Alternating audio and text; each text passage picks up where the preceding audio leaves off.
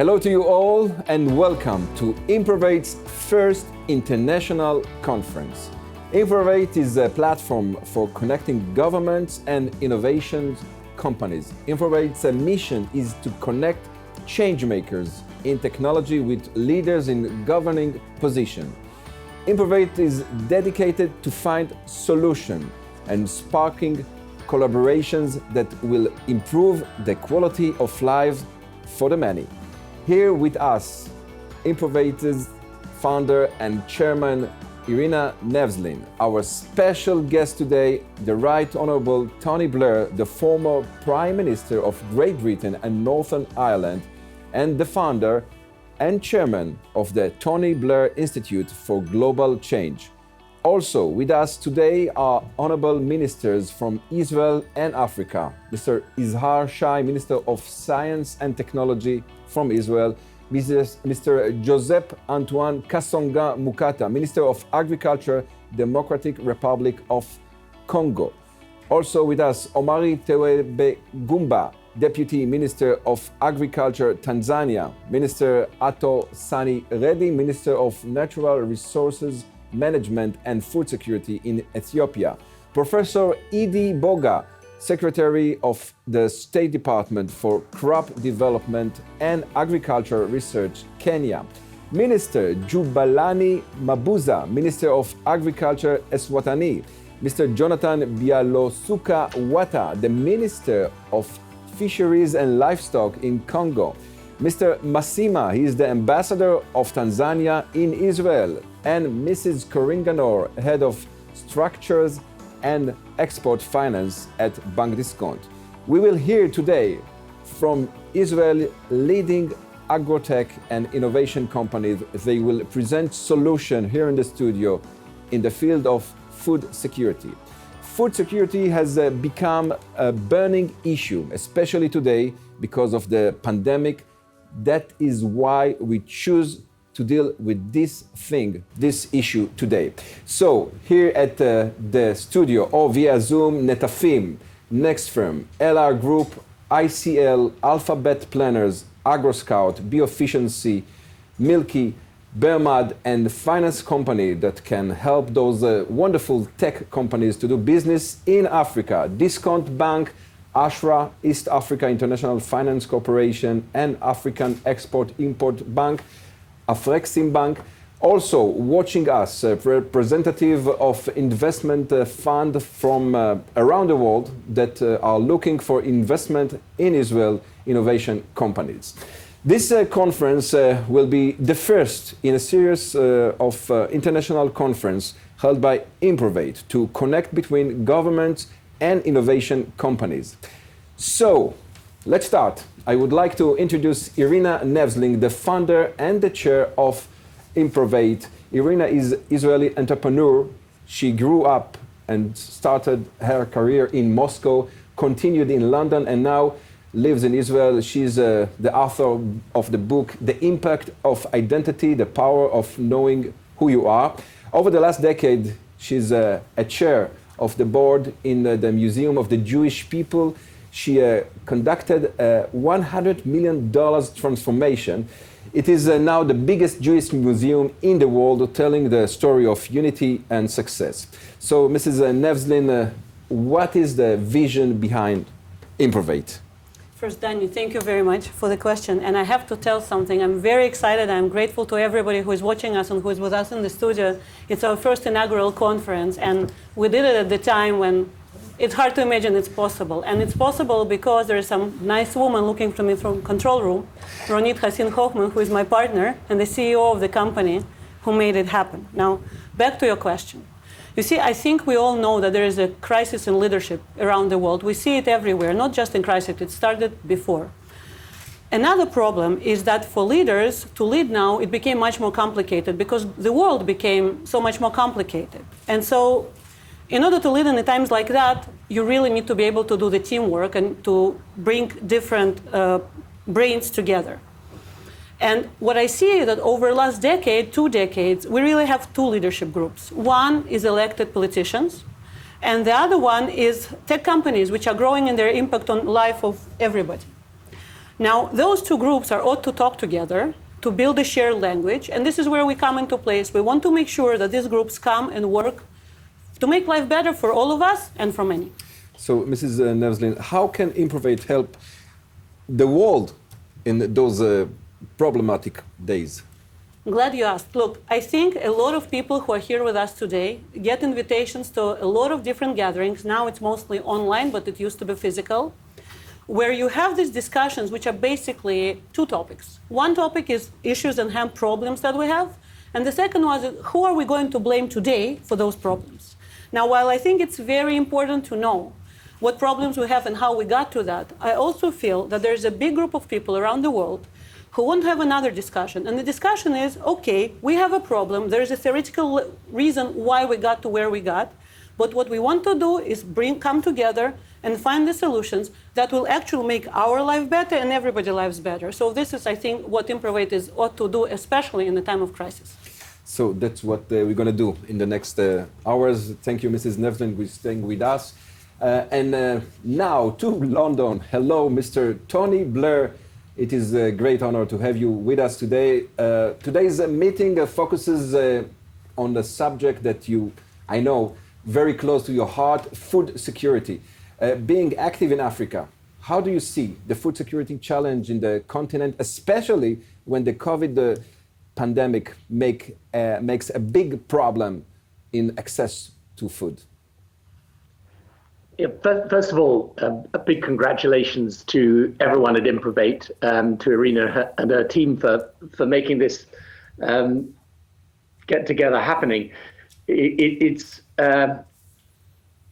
actually a huge tribute to their skill and ingenuity that they've managed to get so many people together on what I think is going to be a really important method of connecting people for the betterment of people in Africa. So food security is, of course, a huge challenge. And it was a challenge before COVID. COVID has deepened that challenge. But there's one other thing that the COVID-19 crisis has done, and that is that any problem that was there before COVID is there now, but accelerated. And the same is true also of the thinking behind the solutions to these problems. So in all the conversations, my institute works in around 15 different African countries with teams of people, and we're about to go into several more, including some of the countries represented on this call. What we find is there's now an enormous interest in the whole question of technology and what it can do to accelerate Africa's development and accelerate the solutions to these long-standing problems. Now, on food security, it's very, very clear. There are still large numbers of people in Africa that go hungry. Africa, just to give you some data points, it imports around $80 billion worth of agricultural produce. It exports 40 billion. So it has a deficit when it should have a huge surplus. The tariffs between African countries on the export of goods between those African countries are high, on average 12%. That means sometimes you have a situation where, for example, in South Africa, it could be actually more, it could be cheaper to import from Argentina than from an African country next door. And then thirdly, you've got a situation where the population of Africa is going to double in the next 30 years. So it's going to go from roughly 1.2 billion people to over 2 billion people. And at the same time, the numbers of people going to the cities is increasing. So this food security question has always been acute. It's even more acute now. And there is literally no way of dealing with this unless there's agricultural transformation in Africa. And that is to do with logistics and infrastructure and food production and scale. But technology has a role to play in each and every one of the issues that affect African agriculture. Thank you very much, Mr. Blair. We will be talking with you later again. Thank you very much. Now, here in the studio, the Minister Izhar Shai, or we'll talk about something else now. Minister of Science, that is the right thing. In Israel, Izhar Shai, Israel is considered an innovation nation. As a minister who only recently entered your position, what are your plans to expose the world to Israeli technology? Thank you, Danny, and thank you for having me here, Rena and Danny. It's a great honor to be here. Israel is considered as one of the leading hubs of innovation around the world. We are building innovation in various areas of technology and science. And as we are building those areas, we are also always looking forward into what happens next. What are the trends that build the next exciting companies, the next exciting areas for exploration of scientists, technologists, people who build companies, people who build the research within universities. As we look into what happens in the near future, we are looking into the potential of artificial intelligence as one of the most significant worldwide trends, which has a practical implication in almost every aspect of our day-to-day lives. As this applies to our discussion here, AI, artificial intelligence, is very applicable towards the areas of agriculture, of precision agriculture, which is an up-and-coming market trend by itself, and is a basis for cooperation between Israel and, I hope, many nations in Africa, and by the way, around the world as well. So can you say a word about Israel's startup companies and food security in Africa? So, as a minister, I'm not allowed to mention names, so I will talk to the market names. Segment. We do see Africa rising over the last decade as a potential market for Israeli companies. Traditionally, Israeli companies, even in the area of agriculture, were focused more on South America, North America, and some areas in the East. Now Africa has become a good trade partner for Israeli companies, for innovation companies that deal with the various aspects of food security.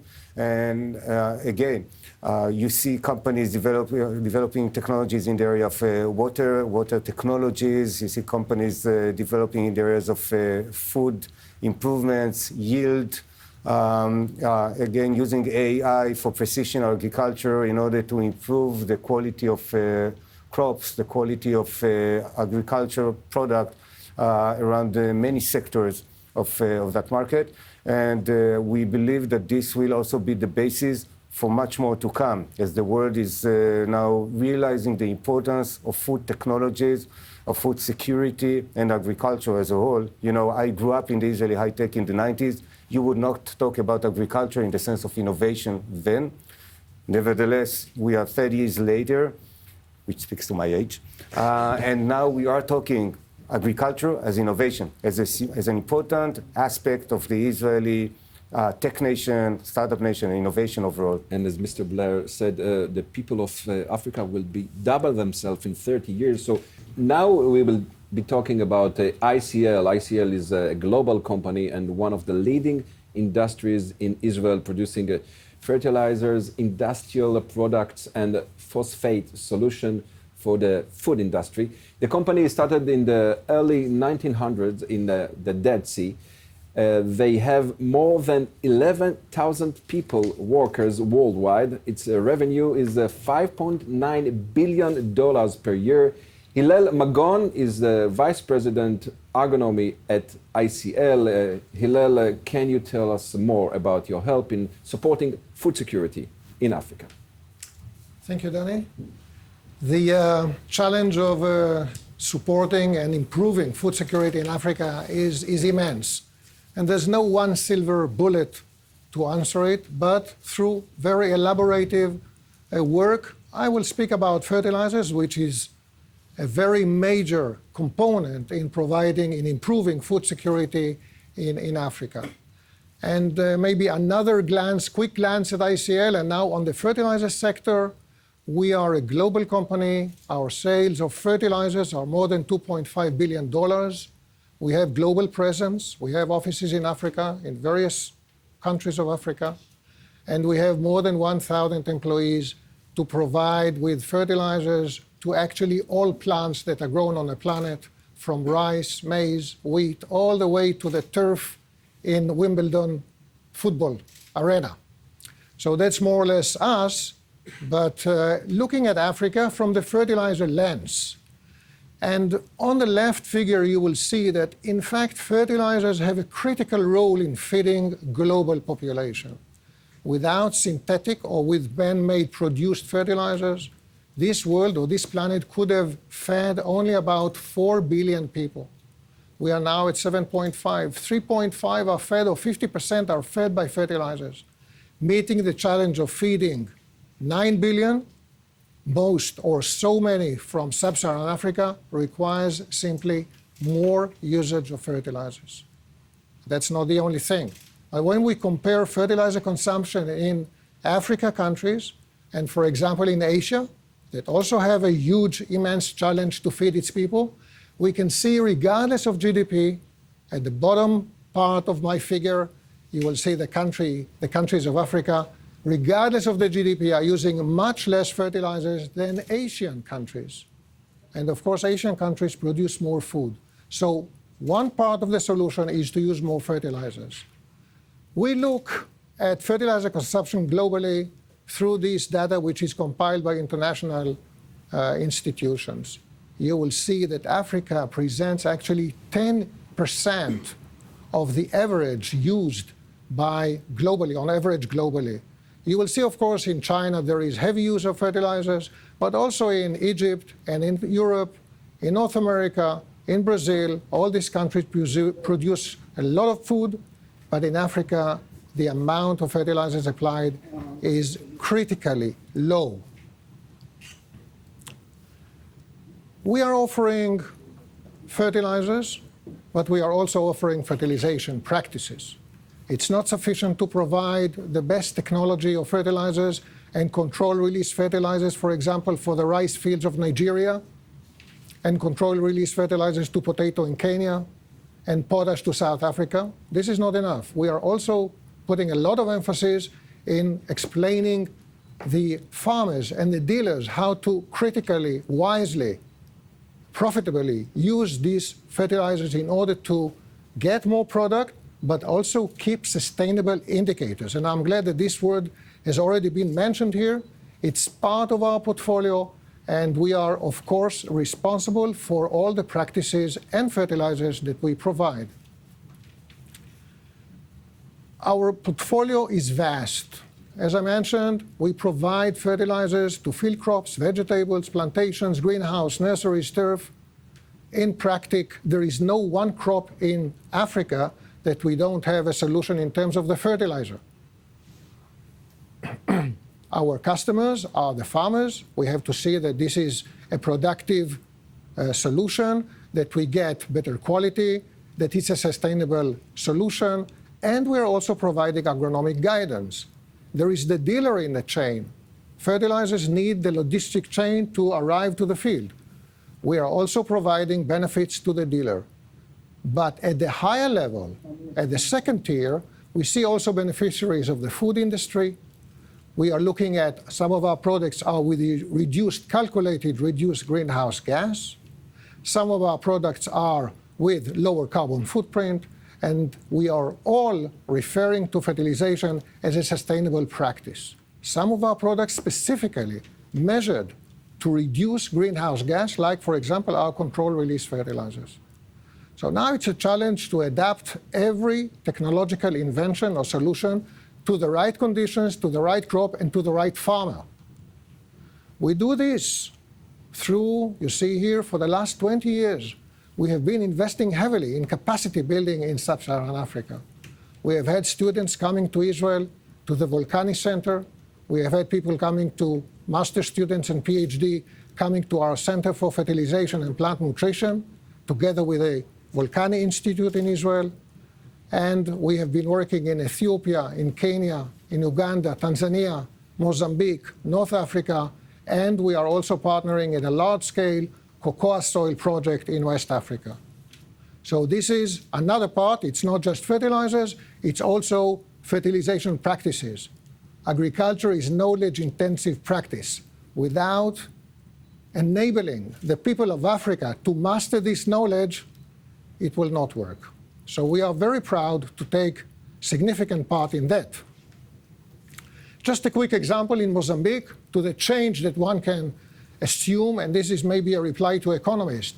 In 1 year, in maize in Mozambique, we are able to increase yield by 8 times from what the farmer are using in 1 season. So that brings so much benefits to the farmer and to the surroundings.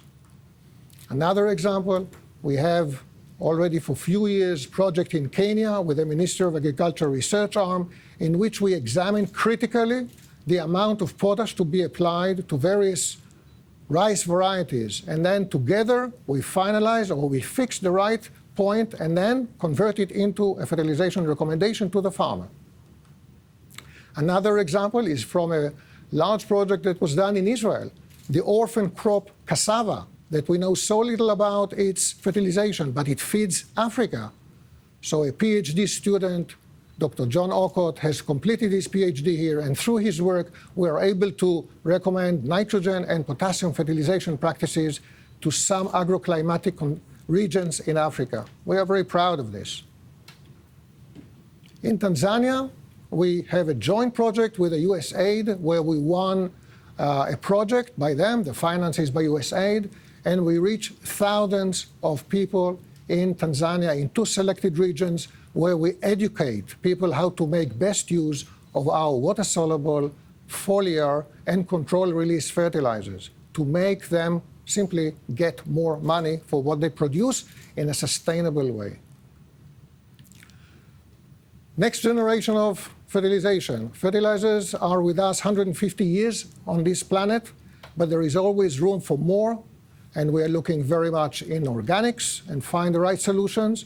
We are looking at biostimulants, but we are also now entering a big way into the digital ag in order to develop more tools to reach many more farmers, which is a critical challenge, as well as to make use of the ample of data that we have, agronomic data that we have in the world.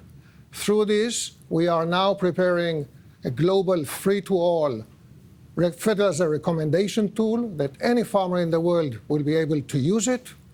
Through that, we have set up already the AgroPro platform, which enables every farmer in the world to ask any question, and he will get a reply from an expert, free of charge, of course. And we are developing also the next generation tool regarding data analysis and agroinformatics. This is the challenge for us, through which we will be able for sure to make much better use of the fertilizers and to improve fertilization at large. Coming back to Africa, in Africa the challenge is complex. More fertilizers are needed. Not every fertilizer fits to every agroclimatic region or to any crop. This is our task to find the best solution together with national agronomic and commercial partners. It is also our duty to continue with the capacity building, and I'm sure that we will have a fantastic role in supporting various trends and projects in Africa to allow the farmer to produce more food, eventually leading to a better food security. Thank you very much, Mr. Magen from ICL. We'll be back now to Mr. Blair in London. Hello again. We are trying to get more ministers from Africa, and I must say that usually I'm talking about the bad news in the television. I'm really thrilled to do this broadcast, to lead this broadcast that is trying to do good. Something that you can say about this, your impression about this presentation. Yeah, sure. Look, these 2 presentations show you exactly the enormous potential of this. So both Netafim and ICL, obviously substantial companies, but there are many, many more who can do amazing things in order to deal with the very problems that Africa faces. And although these are problems that these solutions could work for anywhere in the world, in Africa, the urgency is there. And I think there are two things that I would say are really necessary to build on the potential of this initiative. The first is that governments themselves have to try and position the way that they work in order to attract the best technology and in order to make sure that when companies who often will be unfamiliar with Africa, Netafim and ICL obviously are, but other companies that are unfamiliar with Africa, when they come in, they're properly looked after, that they don't face difficult obstacles, but are able to make their investment there. That's one thing. And then the second thing, I think, is to make sure that we get the right partnership between the companies with the exciting technology, the governments, the international institutions that will often support initiatives like this, and private capital. And I think there will also be partners, private sector partners in country that themselves would benefit from these types of partnership.